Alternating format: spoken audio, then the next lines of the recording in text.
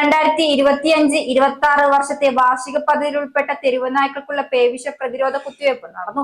നഗരസഭാ chairperson K Janaki ദേവി ഉദ്ഘാടനം നിർവഹിച്ചു.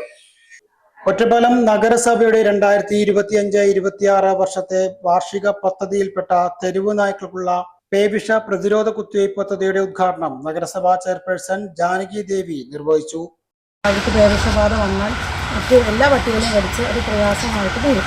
അപ്പോൾ അതിൻ്റെ ഭാഗമായി പദ്ധതിയിൽ ഉൾപ്പെടുത്തിയ 2 ലക്ഷം രൂപ വിനിയോഗപ്പെടുത്തിക്കൊണ്ട് നഗരസഭാ പ്രദേശത്തുള്ള തെരുവ് പട്ടികൾക്ക് വാക്സിൻ ഇന്ന് ഇവിടെ തുടങ്ങിയിട്ടുണ്ട്. ഒരാഴ്ചയ്ക്കകം തന്നെ എല്ലാ വാർഡുകളിൽ എത്തുകയും വാക്സിൻ ചെയ്യുകയും ചെയ്യും. വാക്സിൻ ചെയ്ത പട്ടിക്ക് സ്പ്രേ പെയിൻ്റ് അടിച്ച് അത് അറിയുന്നതിന് വേണ്ടിയിട്ടുള്ള തിരിച്ചറിയുന്നതിന് വേണ്ടിയിട്ടുള്ള ഒരു അടയാളവും ഉണ്ടാവും. നിലവിലെ ആളുകൾ ആരും അതിനെ എതിർക്കാണ്ട് സഹകരിക്കുക.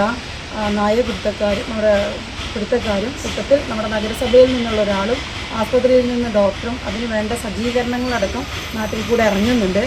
തെരുവ് പട്ടികളെ വാക്സിൻ ചെയ്യുന്നത് അത് അതാത് പ്രദേശത്തെ വാർഡിലെത്തുമ്പോൾ അവിടുത്തെ വാർഡ് കൗൺസിലറും അവിടുത്തെ പ്രദേശ നിവാസികളും സഹകരിച്ചുകൊണ്ട് ഈ ഒരു ഉദ്യമത്തിൽ പങ്കുകൊള്ളണമെന്ന് അഭ്യർത്ഥിക്കുകയാണ്.